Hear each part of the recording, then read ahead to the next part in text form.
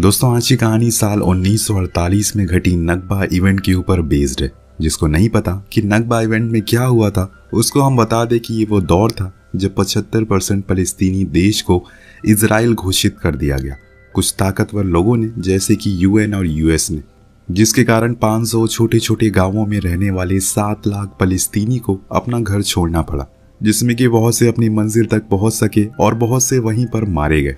उन्हीं में से एक कहानी आज हम आपके सामने लेकर आए हैं। 14 साल की फरहा जो गार्डन में बैठकर बुक पढ़ रही है और वहीं पास में ही उसकी सारी सहेलियां, लेकिन फरहा का पूरा ध्यान उसकी किताब में था। जिसके बाद वो सभी अपनी टीचर के पास जाते हैं होली बुक का रिवीजन करने के लिए। यहाँ पर फरहा सबसे चुपचाप थी। आज टीचर उन्हें जल्दी घर जाने को कह देते हैं क्योंकि कल टाउन में एक लड़की की शादी है, इसीलिए सभी लड़कियों को तैयारी भी करनी थी। इसी बीच टीचर कहते हैं कि तुम लोगों की भी शादी एक दिन जरूर होगी, इतना मत खुश हो। पर यह बात फरहा को पसंद नहीं आई। वो बोल उठती है कि टाउन में एक गर्ल स्कूल भी होना चाहिए जैसे कि लड़कों के लिए है। पर टीचर ने उसका कोई जवाब नहीं दिया, पर उनकी खामोशी ने सब कुछ बयान कर दिया। बाहर जाने पर फरहा देखती है कि उसकी दोस्त फरीदा शहर से उसे मिलने के लिए आई है। दोनों ही आपस में खूब बातें करते हैं क्योंकि वो बचपन से दोस्त हैं। पर कुछ सालों पहले फरीदा के माँ बाप शहर चले गए। अब वो वहीं के स्कूल में पढ़ाई करती है। फरहा कहती है कि उसको भी शहर जाना है, वहाँ पर पढ़ाई करनी है। तो फरीदा कहती है कि मुझे तो सुकून यहीं आकर मिलता है, वहाँ पर तो कुछ भी नहीं है, ना ही पेड़ पौधे ना ही कोई जानवर, यहाँ तो सब कुछ है। जो सुनकर फरहा कहती है कि तुम खुद को खुश नसीब मानो कि तुम शहर जाकर पढ़ाई कर रही हो।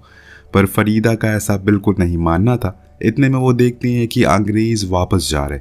दरअसल जैसे भारत पर कई साल अंग्रेजों का शासन था, वैसे ही सन 1918 से लेकर 1948 तक फलस्तीन देश भी ब्रिटिश के अंडर आया करता था। लेकिन आज सभी ब्रिटिश सैनिक उस गांव को छोड़कर जा रहे हैं। ऐसा क्यों उन्हें भी नहीं पता, पर गांव के सभी बच्चे और लोग आज बहुत खुश हैं क्योंकि वो उनके जुल्मों को अब नहीं सहेंगे। घर आने पर फरहा देखती है कि उसके अंकल घर आए हुए हैं और उसके पिता से बात कर रहे हैं, जो कि इस गाँव के मेयर हैं। इतने में फरहा चाय लेकर आती है तो उसके पिता उसे अंकल से कहते हैं कि अब मेरी बेटी बड़ी हो गई है, कुछ ही सालों में इसकी शादी करवा दूंगा। जो सुनकर फरहा ने कहा कि बाबा, 1 हफ्ता बचा है स्कूल रजिस्ट्रेशन के लिए। उसके बाबा ने मुस्कुराकर जवाब दिया कि तुम्हें कहीं जाने की जरूरत नहीं है। फरहा के बाबा बहुत ही संवेदनशील आदमी हैं। उन्होंने कभी भी फरहा के ऊपर गुस्सा नहीं किया, हमेशा उसकी बात को समझा है। और उसके अंकल कहते हैं कि वो सही तो कह रही है, अगर उसको जाना है तो वहां पर पढ़ने के लिए, तो इसमें बुराई क्या है। लेकिन उसके पिता ने कोई जवाब नहीं दिया। अब शाम होने से पहले फरहा देखती है कि अंकल के साथ उसकी माँ भी जा रही हैं, क्योंकि शहर में उसके दादाजी की तबीयत बहुत ज़्यादा खराब है। उन्हें उनका ख्याल रखना है, तो वो उन्हें अलविदा कह देते हैं, जिसके बाद वो अपने कमरे में जाकर सो जाती है।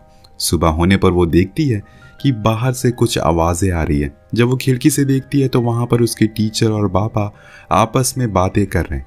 उसके पिता टीचर से सलाह ले रहे थे। उनका मानना था कि उनकी बेटी पढ़े, पर टीचर का कहना था कि अब वो और क्या सीखेगी, इतना सब कुछ तो उसे आता ही है पहले से। और यहाँ फरहा बाहर आकर उनके मुंह पर बोल देती है कि मैथ, हिस्ट्री, फिजिक्स, साइंस ये सब उसे सीखना है। उसके गुस्से को देखकर उसके पिता उसके अंदर जाने को कहते हैं, पर इससे आप अंदाज़ा लगा सकते हैं कि उसके अंदर कितना जुनून है पढ़ाई को लेकर। अब उसी शाम उसके घर नासिर नाम का लड़का आता है। जो खाना लेकर आया था वो उसके अंकल का बेटा था, लेकिन फरहा उसके मुंह पर गेट को बंद कर देती और अपने रूम में आ जाती। 2 दिन बाद उसकी सहेली की शादी थी, जिसमें सभी लड़कियां बहुत खुश होती। तभी फरहा देखती है कि नसीर उसके पिता के साइड में ही बैठा हुआ है। शायद उसके पिता उसे उसकी शादी करवाना चाहते, जो बात उसे पसंद नहीं आती। इसीलिए वो शाम में इस बारे में अपने पिता से बात करती है। उनसे कहती है कि अभी वो पढ़ना चाहती है, पर उसके पिता कहते हैं तुम्हारी शादी नसीर से ही होगी। फरहा गुस्से में कहती है कि मैं शादी नहीं करूंगी, चाहे कुछ भी हो जाए। इतने में उसके पिता अपनी जेब से एक पेपर निकालते हैं जो स्कूल रजिस्ट्रेशन का था। वो मान गए थे उसको शहर भेजने के लिए, क्योंकि फरहा उनके दिल के बहुत करीब थी और वो उसकी किसी भी बात को टाल नहीं पाते थे। बाकी जो कोई भी कहेगा वो उसको खुद ही संभाल लेंगे। अब फरहा तो 7वें आसमान पर थी, उसका सपना पूरा होने जा रहा था। पूरे शाम वो शहर के सपने सजा रही थी। इतने में उनके गेट पर कुछ बंदूकधारी लोग आते, जो कि असल में फलस्तीनी रेबल्स थे। कुछ आर्मी वाले थे जो कि फलस्तीन की हिफाजत करते हैं। वो चीफ को बताते हैं कि साउथ फलस्तीन को पूरी तरीके से खाली करवा दिया गया, उसको अब इजराइल अपने कब्जे में ले रही है और इसी वजह से कुछ रेबल्स ने जंग छेड़ दी है। अगर आप भी हमारा साथ दो तो हम उनसे लड़ सकते हैं। लेकिन फरहा के पिता को पता था कि यह नामुमकिन है। उनके साथ दुनिया की कई बड़ी ताकतें हैं, ऐसा करके वो खुद को मौत की दावत दे रहे हैं। इसीलिए वो उनसे कहते हैं कि हमने अरब के कुछ देशों से बात की है, वो मदद के लिए तैयार हो गए। ये सुनकर वो लोग वहाँ से जाने लगते हैं, पर जाते जाते वो कहते हैं कि अगर कुछ भी हुआ इस गांव में तो उसकी जिम्मेदारी उनकी ही होगी। बाहर निकलते टाइम चीफ फरहा को देख लेता है, पर बिना कुछ कहे चला जाता है। आज की सुबह फरहा की आंख जल्दी खुल गई है। वो बाहर आकर अपने पिता को ढूंढने लगी है, क्योंकि आज कुछ अजीब सा माहौल है। चारों ओर कुछ ज्यादा ही खामोशी है और ठंड है। इतने में उसके पिता कमरे से बाहर निकलते हैं और दीवारों में जो खाली हिस्से थे उन्हें भरने लगते हैं, जो देखकर फरहा भी सोच में डूब गई। इतनी सुबह ये सब करने की क्या जरूरत है? पर उसके पिता ने कहा कि तुम जाकर सो जाओ, अभी तो सूरज निकलने में बहुत समय है। कुछ देर बाद हम देखते हैं कि फरहा ने जब फरीदा को बताया कि उसके पिता मान गए हैं उसको शहर भेजने के लिए, तो वो बहुत खुश हुई। ये सुनकर दरअसल फरहा एक टीचर बनना चाहती है और फिर यहाँ आकर एक गर्ल स्कूल भी खोलना लगे। पर उसे अपने पिता की फिक्र है कि उसके जाने के बाद वो एकदम अकेली पड़ जाएगी, और इसी उलझन में वो कल रात से है। इस बीच अचानक उन्हें किसी धमाके की आवाज़ सुनाई देती है। वो फौरन गांव की ओर गई तो वहां देखा कि चारों ओर गहमा गहमी है। सब लोग इधर उधर भाग रहे हैं, लोग अपने सामानों को वहीं छोड़कर भाग रहे हैं। तभी पैलेस्टीनियन रेबल्स अनाउंसमेंट करते हैं कि इजरायली इसी ओर आ रहे, इसीलिए वो लोग नॉर्थ वाले रास्ते को चुने। इस बीच फरहा की आंखें बस अपने पिता को ही तलाश कर रही थी, जो कि वहां के लोगों की मदद कर रहे थे। इतने में फरीदा के पिता कार लेकर आते हैं और उन दोनों को कार में बैठने को कहते हैं। लेकिन फरहा ऐसे अपने बाबा को छोड़कर नहीं जा सकती, पर चीफ उसको कार में बैठने को कहते हैं, इसीलिए उसको मजबूरन बैठना ही पड़ता है। पर जब गाड़ी की खिड़की से वो बाहर देखती है खुद के बाबा को ऐसे बेसहारा खड़े हुए, तो उसे रहा नहीं जाता। वो चलती हुई गाड़ी से कूदकर उनके पास आ जाती है और गले से लग जाती है। चीफ उसको लेकर फौरन घर के अंदर जाते हैं और खुद की बंदूकें और कुछ सामानों को लेने लगते हैं। फरहा भी अपने कपड़ों को रख लेती है और साथ में वो स्कूल रजिस्ट्रेशन पेपर भी। जब वो लोग गेट पर पहुंचते हैं तो सुनते हैं कि बाहर गोलियां चल रही है, लोग चीख रहे हैं, मासूम बच्चे रो रहे हैं, भैंस बकरियां इधर उधर भाग रही है। चीफ ऐसे हालातों में अपनी बेटी को बाहर लेकर नहीं जा सकते, इसीलिए वो फरहा को स्टोर रूम में जबरदस्ती बंद कर देते हैं। हालांकि फरहा यहाँ अकेले नहीं रहना चाहती, पर उनका कहना है कि वो मदद लेकर जल्दी ही वापस लौटेंगे।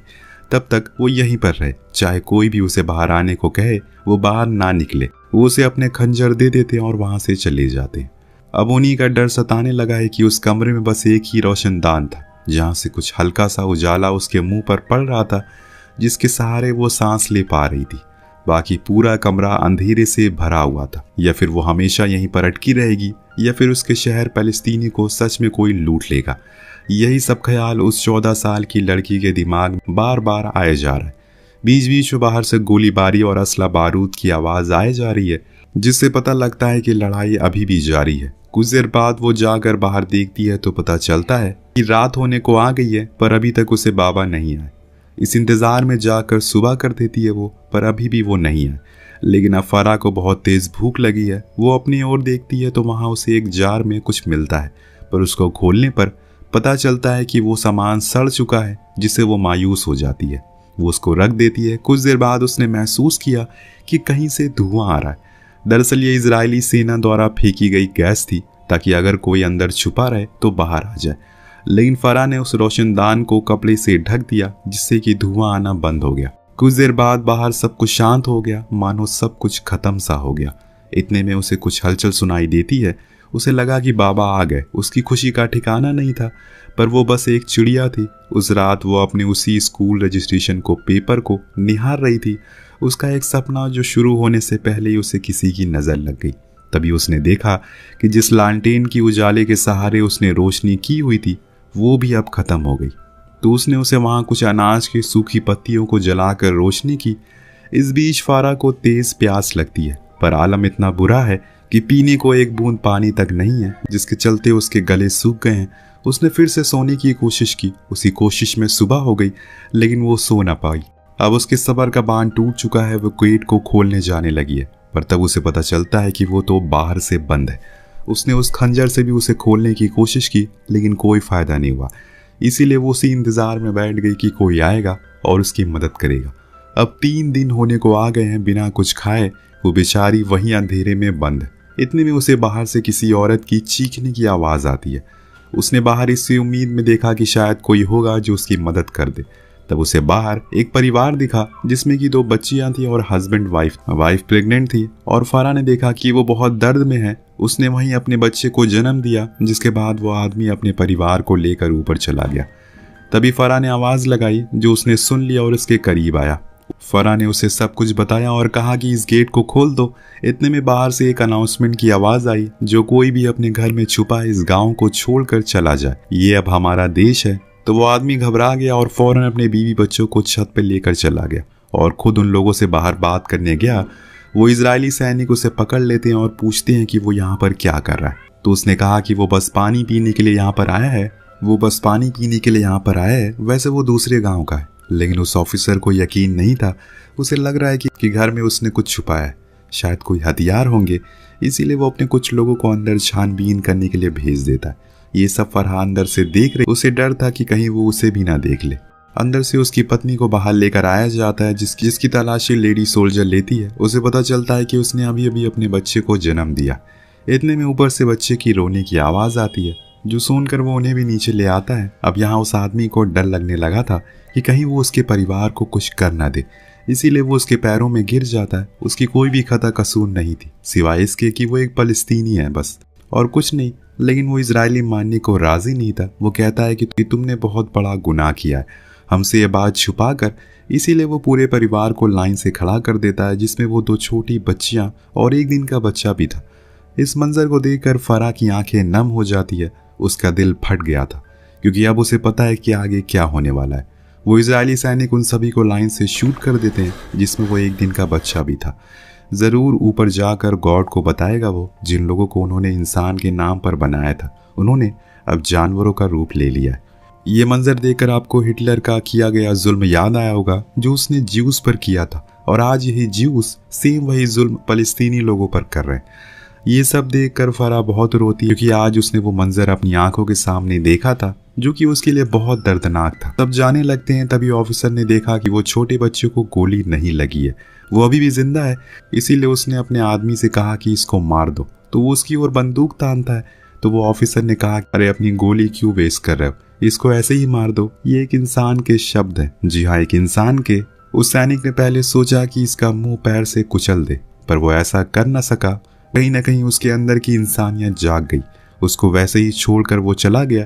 पर वो बच्चा भूख के कारण रो रहा था, जिसका चेहरा फराह के कानों में, जिसकी चीखें फराह के कानों में बार बार आ रही थी। वो चाहकर भी बाहर नहीं आ सकती, क्योंकि गेट तो बंद है। सुबह से शाम हो गई, शाम से रात, लेकिन वो बच्चा अभी भी चीखे जा रहा है।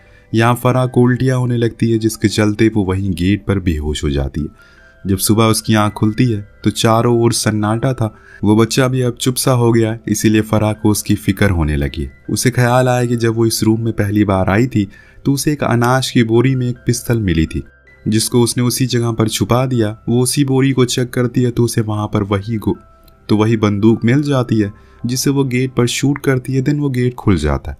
सबसे पहले बाहर जाकर वो खुद की प्यास बुझाती है और पानी पीती है। फिर वो उस मासूम के पास जाती है, पर उसने देर कर दी। वो बच्चा मर चुका है।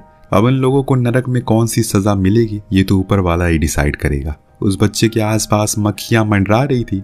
बाहर आकर उसने देखा कि जो गांव कभी आबाद हुआ करता था, आज वो किसी नर्क जैसा बन चुका है।